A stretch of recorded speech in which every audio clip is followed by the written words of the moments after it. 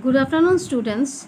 In my last class, I have started the Testament of a Worker, and I have finished about the about the author and the first para of the chapter. So today I am going to proceed with the second para and all. So let me read the paras. I lack automobile sensibility and do not regret it. I have a strong belief that man's ultimate destiny lies in walking. That is why he is endowed with a pair of legs which can operate without petrol or gears. It is this philosophy that leaves me indifferent at the mention of any petrol hike.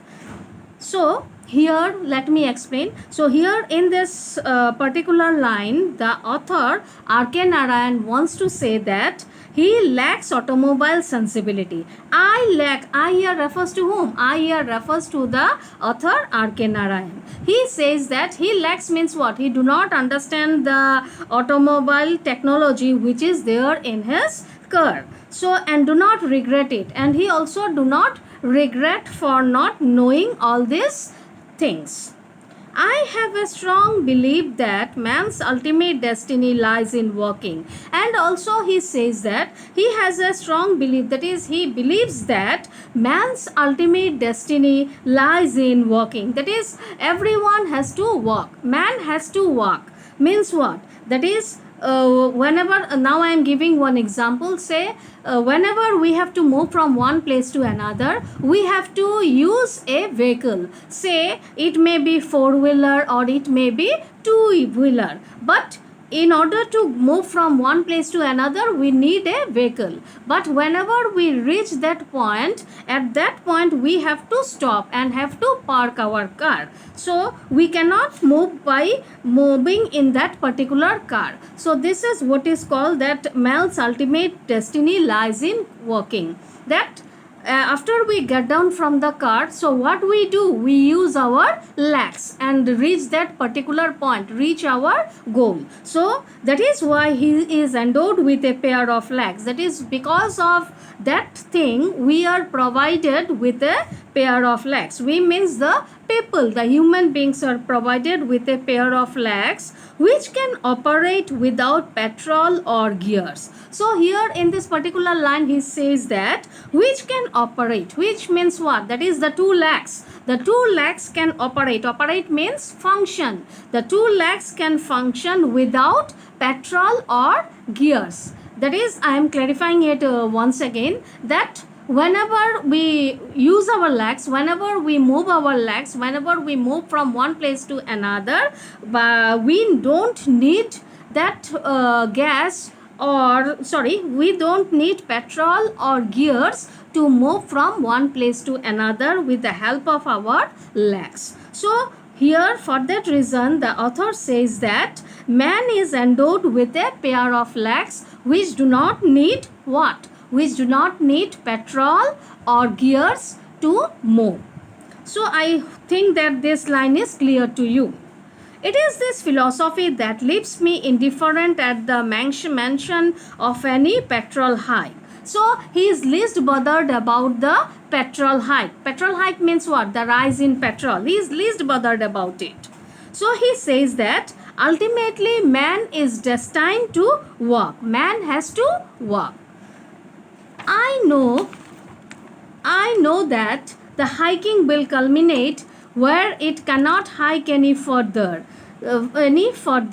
So, and man will rediscover the use of his feet. What then happens? Well, oil wells there will overflow into storm drains or stagnant for want of takers, and petro civilization which will become defunct. So now he says that first he says that he is least bothered about the rise of petrol. That is, a particular point will come when the rise of petrol, the price of petrol will never go up. That is, it will reach to that particular point beyond which it will not move, it will not go up. So at that point of time, what we have to do? We have to use our legs. So for that reason, the author says that man will rediscover the use of his feet. So at that point of time, when we can purchase, when we cannot purchase petrol, so at that point of time we have to rediscover our feet.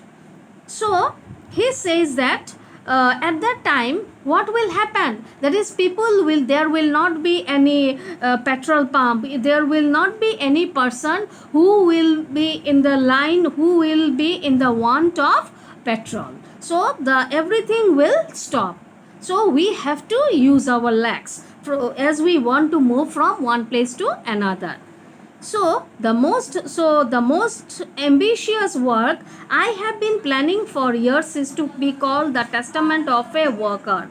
The title has been ready for decades, although the book may never be written, considering its boundless scope and ramification. So here the author says that the most ambitious work, the most important work that he has been planning for years is to be called The Testament of a Worker. That is, he wanted to write a book and he wanted to name the book as Testament of a Worker. The title has been ready. He has thought about the title for decades, but he had not written the book.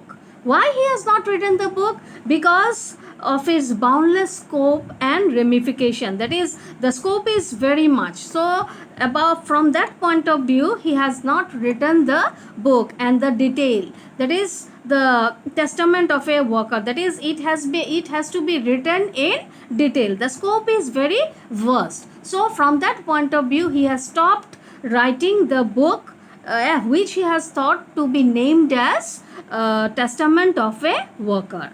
Whether written or unwritten, the philosophy is deep rooted in me. That is, the philosophy of working is very much prominent in him.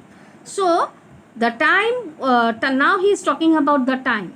Time was when I worked 10 miles a day, morning and evening. Now he says that a time was there when he used to walk 10 miles a day in the morning as well as in the evening.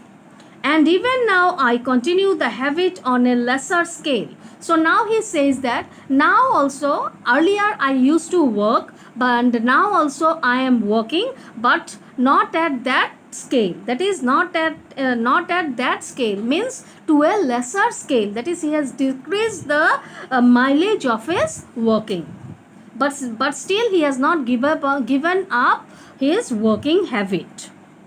Now he says that I am compelled to stay indoors through bad weather. I can still get the mileage out in my veranda, though I may be presenting an odd spectacle, pacing up and down like a bear in his cage. So now he is saying that during bad weather, what I do, I never give up my working, but I walk. I restrict myself to my veranda. That is, I work in my veranda. And when I work in the veranda, what appears to me that at that point of time I feel myself like a bear in his cage. That is, I am comparing myself to that of a bear who is there in his cage. And when he compares himself to that of a bear in his cage, when during bad weather. For a fanatic of this sort, the possession of a car is an anachronism, and especially the acquisition of a sophisticated imported make an irrelevancy and a nuisance. So he is very much against sophistication. So because of all these things, he is very much against sophistication. That is, he never wanted to have a sophisticated car, but by chance he have had a sophisticated car, and which was not very much important for him. For him to have a car is enough to move from one place to another. So I hope that you have understood the para properly.